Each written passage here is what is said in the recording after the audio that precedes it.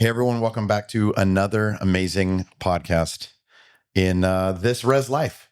This time on this episode, we're going to be talking with Melissa Flanagan and Ryan Betcher, Father Ryan, and myself about our upcoming St. Francis feast. And so we want to lay out not only who is St. Francis, a little bit of that history, but also why the church celebrates that. And then, even more interestingly, how our church has found ways to celebrate that, which I think have been pretty fun. Mm-hmm. So anyways, just to say hello to you guys, Melissa Flanagan, you're not often on this podcast. What does it feel like? Much I love this. Do you love this? I love this. I think the listeners love this. Do you know, historically, our last most listened to episode was with you on it? I didn't. I'm going to have to fact check. I don't know that either, but I'm guessing it probably is. I would wager, and so thank you. And why did we bring you? Why did we drag you into this podcast episode? Oh, I don't know. Ryan, why did you drag me into this yesterday? St. Francis Fest is the theme. Yes. The person who is done so much work to get it all together, to coordinate, to implement, who's behind the scenes is Melissa. So I feel like we need to feature her. She is our neighborhood engagement coordinator, exactly. Who, if you didn't know, is responsible for throwing all of our front porch events, which is she's kind of a big deal, even though you may not see her on podcasts regularly, but she's doing all the work. So she's kind of our secret weapon. Mm-hmm. So we just introduced you for yourself. Thanks, guys. From here on out, we're not going to let the men mansplain anything else. Sorry about that. Anything else you want to add to this? No.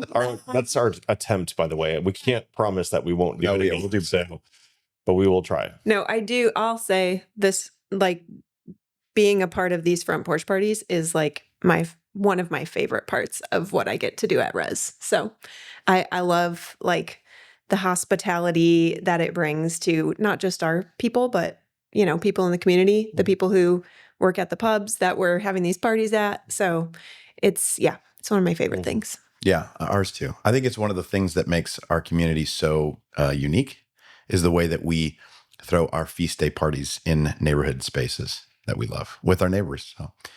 And we also have Father Ryan, because we're always obligated to have at least 2 clergy people on the podcast to make sure everything's... I'm not sure that that's the case, good to go.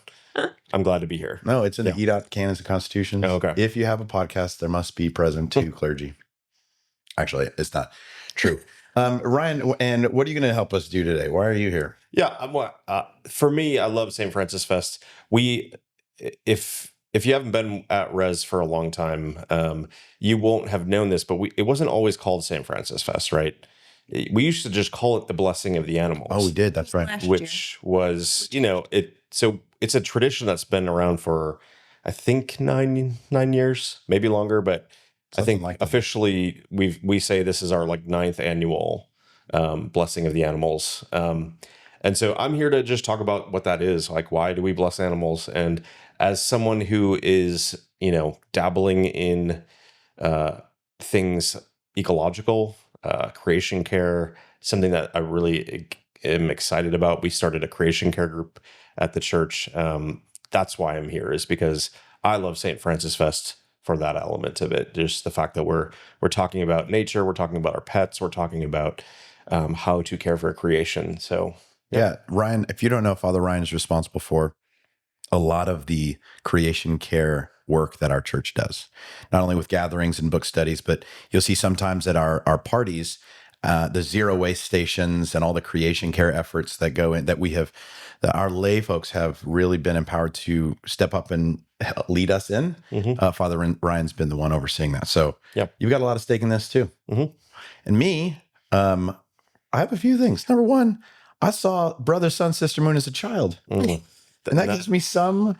That either scarred you or it shaped you. A little bit of both. Okay. I've seen worse Christian films. And if you've not seen it, go dig it up from the local library and find it. Can you tell us what it's about? I have not seen it. Tell me what it's about. Oh, man. Shawn. Imagine Jesus Christ Superstar era with that same sort of hippie vibe, but about the life of St. Francis. Mm-hmm. That's all I'm going to say. And the music is some of the best. I mean, it's I remember it was so good. Yeah. It's very good.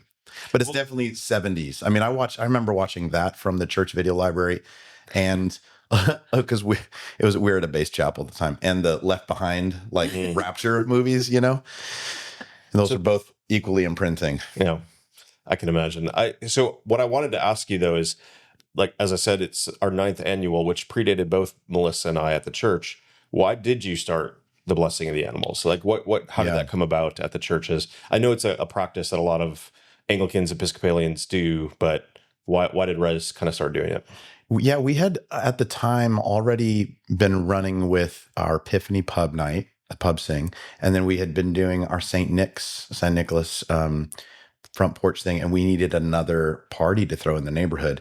And some of these church parties, the feast days, already have a tradition of they're sort of different than regular Sundays. Things like people bringing their animals to the church. So it was a total shoe-in for us. It was like really easy to go. Let's just host a blessing the animals, but somewhere else. Mm-hmm. And I feel like I should note that I, of all people, probably need to grow in my love of animals. Mm-hmm. But I didn't always used to be that depraved. I just have a pet that drives me insane. Yeah, this is also an intervention podcast, by the way. Yeah, so my loved ones always remind me when I'm doing blessing the animals, like, oh, look at you blessing animals. I do love animals. I do love creation. I just struggle. Cruise with extra blessings. We have a bit of a reconciliation every year at blessing the animals. It's in his genes. He can't help it. That's what my kids say, at least. I love it. So it is, but it is a tradition that we've done for a while. But it is a tradition that isn't new in the sense that we've never done this before. It's been a church tradition for hundreds of years, actually.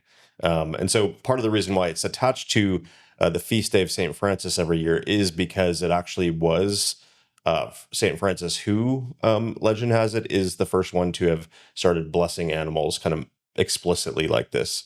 I do know, well, from what I've read, and because I'm not like a church historian or anything like that, but there is a tradition of blessing animals that predates that back to the early church. Interesting. That is associated often with the harvest and caring for animals that provide food, things like that. Like so livelihood, not just pets. Exactly. Right. But it was St. Francis who started just blessing animals for no reason. And I mean, we should jump into a little bit of the story of St. Francis before we get too far here. Maybe this is a good spot.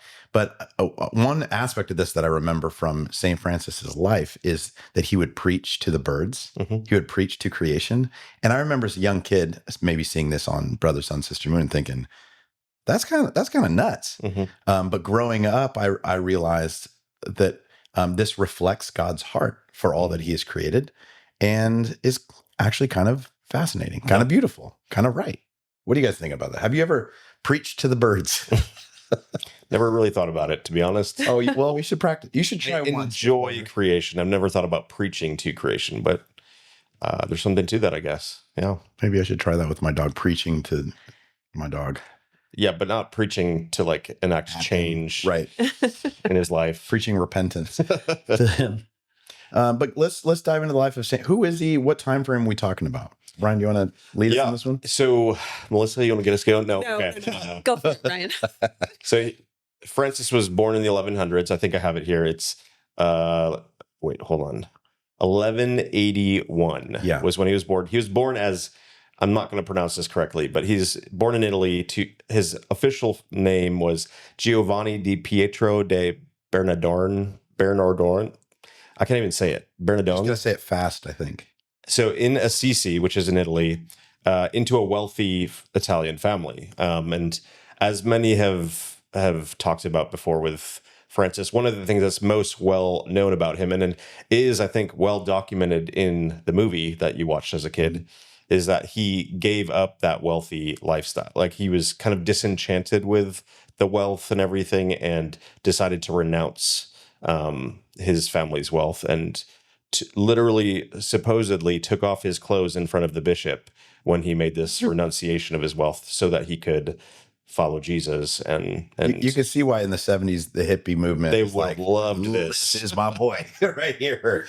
Well, but I remember that what sparked this was this experience that he had in the church, and there's even a tradition of the cross that was in that church. He was looking at the cross and heard a voice that said, "Rebuild my church." And he, like I would, he took that literally and started going around repairing chapels. Yeah, he like a little tiny chapel in the hillside. Yep. He actually started taking stones and literally rebuilding it. So Thus the stripping of clothes and like beginning of all that kind of stuff. He just did what God told him to do. So yeah, but anyway, so there's lots of, he became a traveling preacher, and often at the time he would need to depend on other people for food because he had taken a vow of poverty, traveled around preaching, including to the birds and other animals, but he was outside a lot because he didn't have a home. He would often either stay with people or he would stay like in nature. And so he just developed this like deep love of creation, I think, in all sorts of ways. That's why we get poems like the Canticle to the Brother Sun that are attributed to him. We have music like All Creatures of Our God and King, which is attributed to him. But he just has this. Even the prayer attributed to St. Francis make us instruments of your peace. That's beautiful prayer if you've never seen that. Yeah. Wish I had the prayer book number, the page number, but it's a great one. Yeah, it's total. It is. Another fun fact, and this is something I wanted to share, is we are doing a reading right now in our creation care group. And the chapter that we just read actually references Francis, which I thought was perfect timing. But one of the things that the book highlights is that legend has it that he was the first person to ever do a live nativity scene in the history of the church. So you think about like, I don't know. I grew up at a church where they did this gigantic, like it probably cost so much money to like bring in camels, and they did like a live nativity scene. But of course, we all have our own little, like, not everyone necessarily, but many of us have like our little nativity scene that we bring out every Christmas. That's all because Francis actually did this for the first time. That's incredible. And so this is what I was reading about. Supposedly, he took a borrowed donkey, a wax statue of baby Jesus, a trough of straw, and some volunteers who portrayed Mary and Joseph, brought them all to a cave and invited people to come, especially at the time. A lot of people who were illiterate, couldn't read, didn't necessarily understand or know the story of Christmas. This was a way for them to kind of experience it. That's actually really incredible. Isn't it? That's really incredible. And so now we have this tradition in many, many different churches, and many of us have nativities in our homes all because of this. And the thing that the author of this book, the book is called Refugia Faith by Deborah Reinstra, and she reflects on this first nativity scene that St. Francis put together and how important nativity scenes are for us. And I think it ties well into this whole conversation around why we do Blessing of the Animals, why we have St. Francis Fest. So this is what she says. I'm going to just quote her because it's a little easier. She says, gathering an international cluster of humans and a whole crowd of creatures at the manger reminds us that the birth of Jesus is not just about getting Jesus strategically stationed on earth so that later he can die on the cross and save human souls. Instead, the birth of the child is the focal point of God's communion with the whole of creation. This is the deep wisdom of the doctrine of incarnation. The person Jesus is the crucial stitch uniting heaven and earth, spiritual and physical, entirely and forever. All creation communes with God in and through this person of Jesus. Maybe the livestock do not require atonement for their personal sins, or crews doesn't require atonement for his. But in a very real sense, Jesus came for the ox and sheep and donkeys too. So I love that, all of this comes back to Francis. Like he had this, just incredible, I think, vision for how creation is deeply intertwined with God's work in the world. And you see it in things like him preaching to the birds or having these live nativity scenes. And now we inherit that tradition in things like St. Francis Fest. So it is a party. It is fun. It's kind of weird to bless our pets and all that kind of stuff. But it is with this kind of undergirding story of, we actually believe in the significance of creation. It's not just something that we throw away, right? And isn't important. It's actually, we celebrate it on St. Francis Fest, or on days like St. Francis Fest. Yeah, it feels like it gives me a more expansive view of the gospel. Yeah. Actually, like the scope of God's redeeming work is not just to save sinners, right? But to redeem all of creation, in which we're a part of, right? But like the scope of that is cosmic. And right before us, in the trees, the birds, our pets, and livestock and everything around us. I think that's pretty beautiful. And I also add, there's a tradition here of the Franciscan order, monastic order, comes from St. Francis, and also the Poor Clares, which was a companion, a St. Clare companion of St. Francis, and there was a monastic tradition that came out of the Poor Clares. They're sort of corresponding to that. I also read, again, I can't confirm this, but that in her sainthood, in the process of her becoming a saint, one of the stories that kind of helped kind of beatify her in the Catholic Church was a story, and I don't remember the details, but it's a story about a kitten that she had. Oh, really? Like a pet that she had. So I'm not saying that has anything to do with. Oh, this reminds me of her icon. Doesn't she have a cat Does she?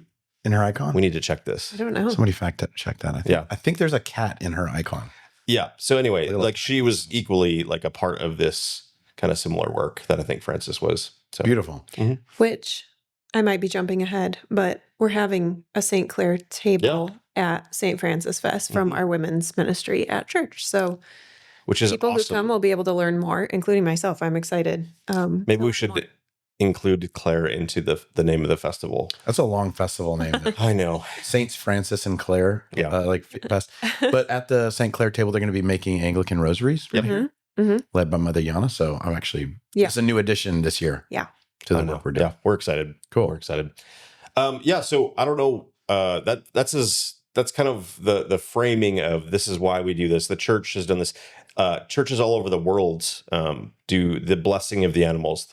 A lot of our Episcopal Church brothers and sisters, even here in Austin, have this as a part of their festivities too. So we're not the only ones doing this. This is actually true for a lot of people. But I'm excited that we can be out in the neighborhood at a local pub, and there's a lot that we have planned, which I'd like to talk about. I don't know if we can talk about that. Well, real quick, just as like a sort of an outsider question, what if I have never been to a church and I bring my pet?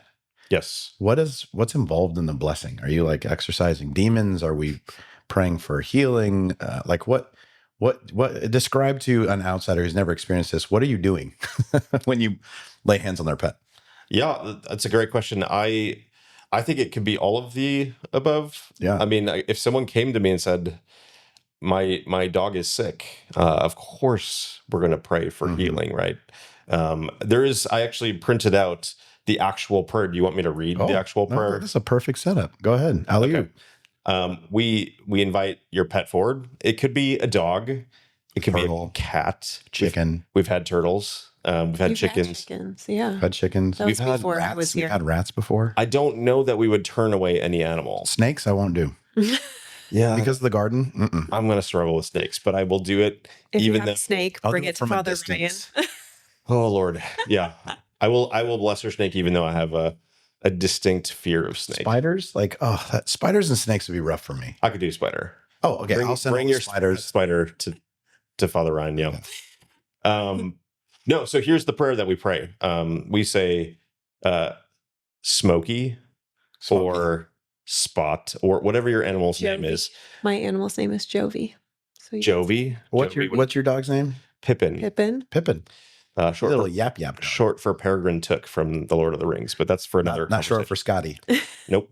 Come on. Not That's Scotty who you Pippen. should have named him Jumps after. like Scotty, maybe. He does jump like Scotty. So, Jovi, may you be blessed in the name of the Father, Son, and Holy Spirit. May you and Melissa and Ryan enjoy life together and find joy with the God who created you.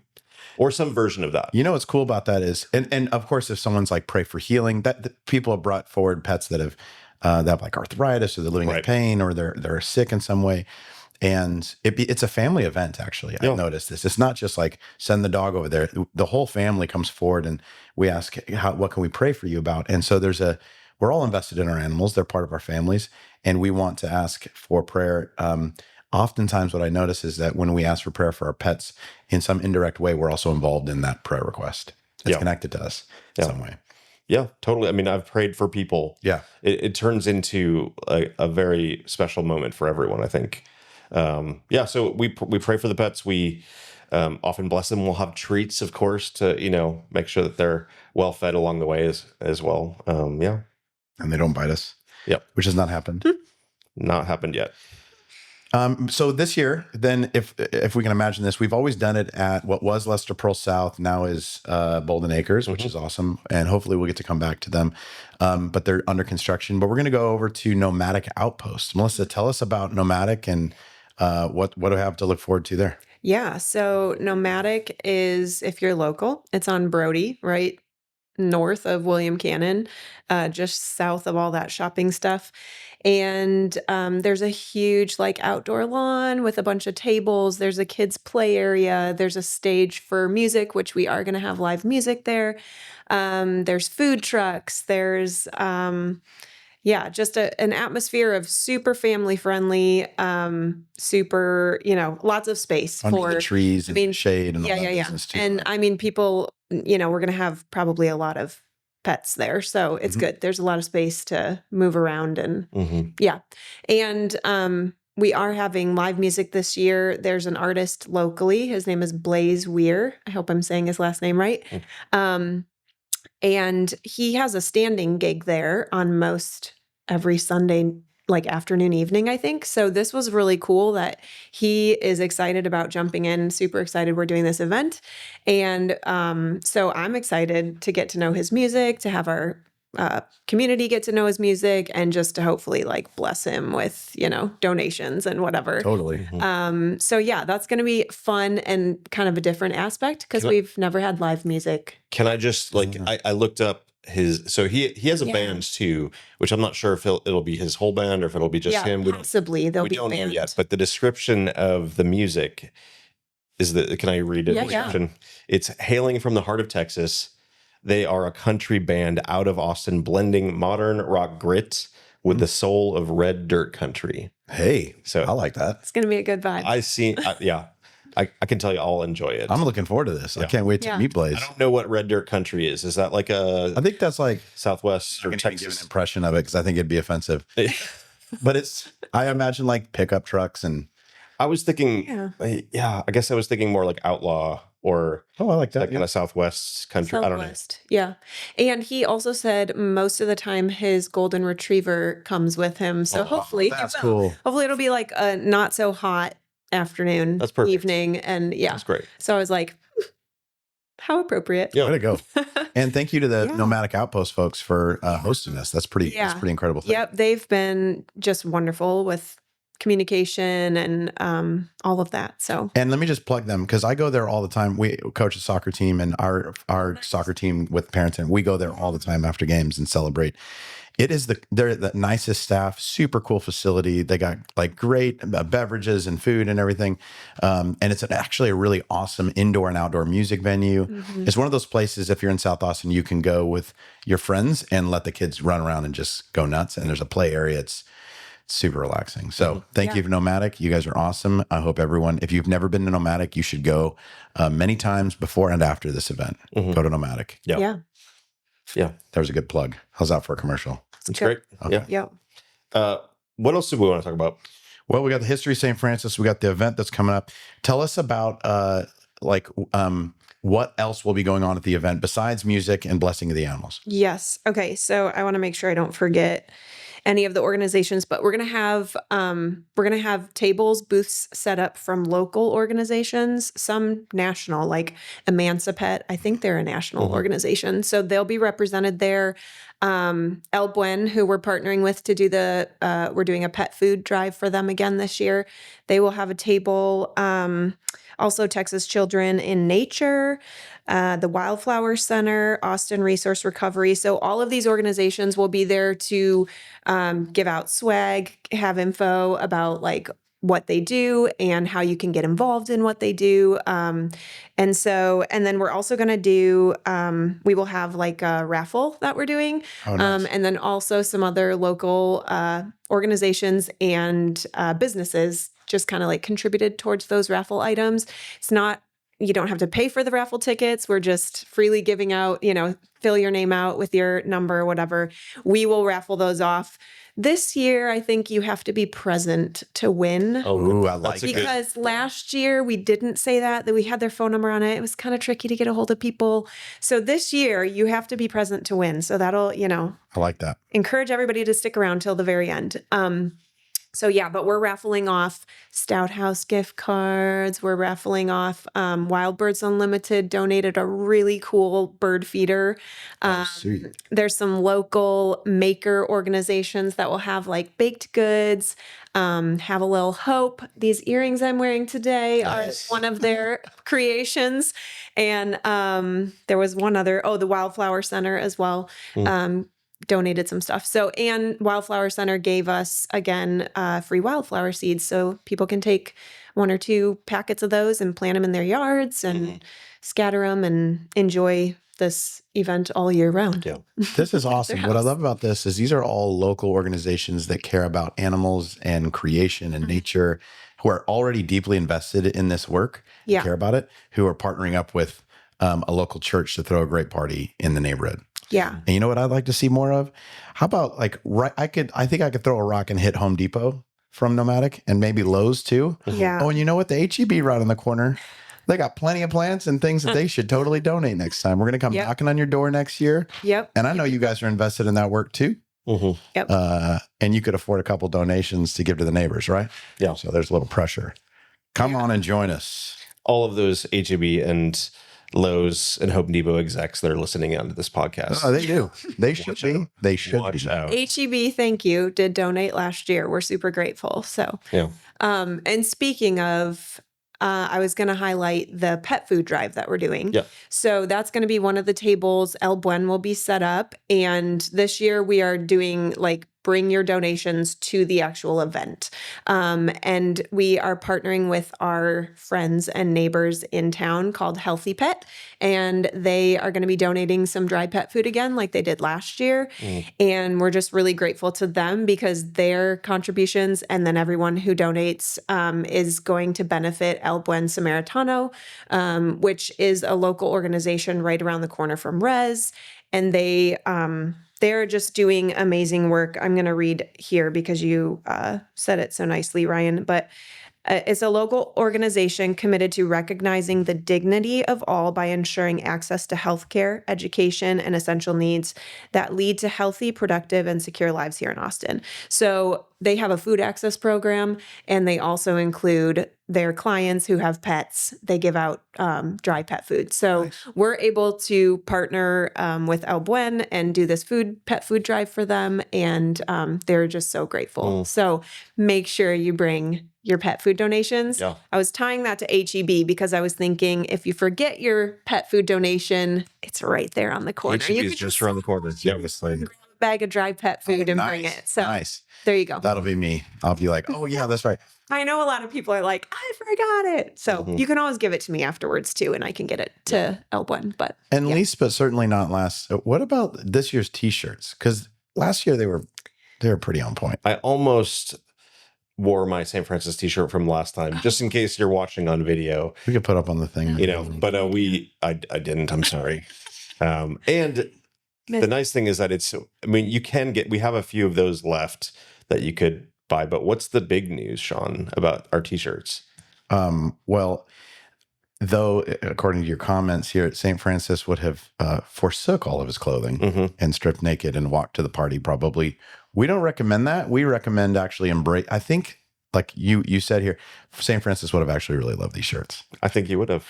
And I think mostly because not only just the depiction of nature on it, but the color. Do you want to reveal the color? Yeah, we have. I think it's already revealed, though. It is. I mean, technically, it's exclusive on this podcast.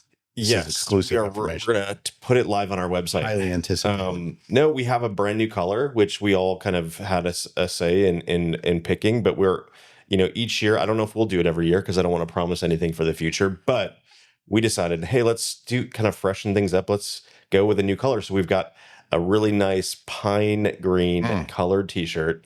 Very earthy. Very earthy. Very kind of. I think St. with Francis nature. would have loved this. He probably would have. With the similar logo and the similar kind of graphics in white over top this over bright pine green. Over pine green. It'll look real nice. And the thing is, I think we've ordered enough of these, but I think we're going to run out. I mean, actually, I'm pretty sure because we almost ran out last year. This year's shirts. And maybe having some from last year. I don't know that we do. Okay. I think we may have run out last year. So people need to Get on it get these now. Where do they get a t-shirt? I mean, you can get one at the event, right? Yes, maybe. But where do they get it? Yeah. So if you are subscribed to our newsletter, it's in our newsletter from last week and it'll be in this week again. And you can click that link and pre-order it and pick it up either at the event, or I think we will have a table set up at church that Sunday morning too for people from Res who've ordered them, and we'll be able to get them to them so they can wear it to the event. Nice. You can order it online beforehand. You can order it in pay person. for it online. Pay for it online. Yeah. Get it at church, or pay for it at church. Get it there. Yep. Or if there's left, we can get some at the event. Yeah. And y'all are like $15. So it's not like break the bank. Yeah. And they're super soft and really good quality. And the most important thing to know is that it's while supplies last. Yeah. Because they won't last. So get on it. I'm excited. I feel like, and we would have modeled them for you, but we don't have them yet. We're about to get them. They're still in print right now. So like they're being worked on as we speak. Yeah. So you know who we should get as a sponsor to this is our t-shirt printing friends, Big Frog. Big Frog. They've got noting that an animal in the name. Thank you, Frog. Yeah. Yep. Use Big Frog. It's a local t-shirt company. I love support. They're local. super nice, dude. Every time I go in there, they're amazing. They're like, your t-shirts are ready, and they bring out a big box. We look at them. We all go. Everybody in the room goes. Every time. It's so good. All right. There we go. Anything else? And we have sizes from extra small to double XL. So no matter what, there should be an option for you. Even kids can get in on the smalls, and it might be a little baggy, but it's okay. It looks good. Yeah. But I'm excited about these new t-shirts. Man, I'm pumped about this. I didn't want to forget, as I was looking at this sheet here, we will also have a station or booth set up for pictures with your animal. Of course. So, that's right. Yeah. And so we take Polaroid pictures for you to literally take with you right then and there. Mm-hmm. And then our wonderful friend and amazing photographer, Dana Yu, is going to be taking pictures of the event there. So she can also take a picture of you with your pet if you want it, available to like print out later. But we'll have pictures with your pet.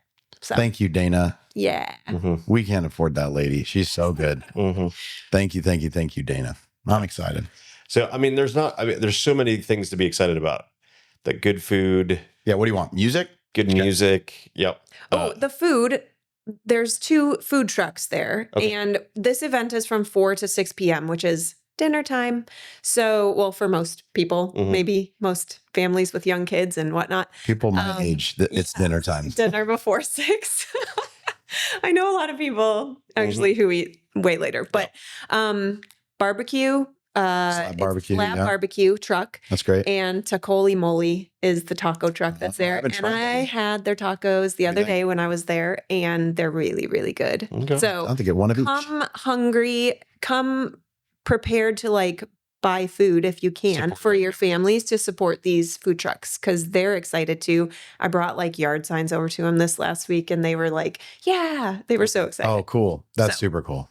Yep. Yeah, I think the word's getting out because, like you've been talking to people. A lot of the organizations that are coming are getting excited. They're sharing this in their news or like their social media, and even I think I saw that like someone from another church bought a T-shirt. So like it's even getting out to other churches. Oh my like, goodness. it's getting out there. So keep spreading the word. Yeah. And more than anything, I think this is intended to be not just for our people, right? Really what this is for our neighbors. Yeah. We want to bless our neighbors as much as we possibly can. And so our hope, in some ways I want this to be our send-off, but our charge for people is to invite their neighbors, right? Yeah, absolutely. So share the newsletter link, the image. We have in our newsletter. We have a picture that you can download. You can text to your friends. You can reshare stuff on your social media platforms. But the way I found to invite people, just go like tell your friends, your neighbors, like, hey, you should come with me to St. Francis Fest. It's on October 5th. Thank you. I didn't want to get that wrong. I'm like 4th, 5th, 6th. October 5th from 4 to 6 at Nomadic Outpost. You're going to love it. There's something for everyone. This is a gift, a blessing to our neighbors. This is absolutely for you. You should come with me. That kind of a thing. Yeah. And if you want to be more passive aggressive, you could just take one of the lovely yard signs that we have and just put it in their lawn. In their We yard. still have more. Yeah, you can just like put it right in your neighbor's yard. Yeah, if you want to be a little bit more subtle about it. A little more subtle. Okay. No, I would not do that, actually. Just put it right on the border between your lawn and theirs. Like, just slightly on yours. But get the word out. Tell your friends. This is we call these front porch events because this is a gift of our church, an expression of our church's love for South Austin, because genuinely we have the greatest neighborhood in the world. We love South Austin, but we believe that God loves it more than we do, which is hard to imagine, and desires to bless all of our neighbors. So this is our way of joining God in that love and that blessing of our neighborhood. Yeah. So participate in that. Be an extension of God's invitation to other people. And I'm kind of nervous. I think this is going to be a massive. What if this is bigger than ACL? We don't have enough t-shirts. That is our it's something to shoot for, 10-year plan, Well, thanks for joining me for the conversation and giving people a peek into what we're going to be celebrating here. And thanks for all your hard work, Melissa. This is a really big deal, and we're grateful for you and all the work you put into this. And thank you to all of our sponsors, Nomadic Outpost, for our host, and all the businesses involved. Yeah. This is pretty exciting. Yeah. And we'll see everybody there. Cool. All right. Peace out.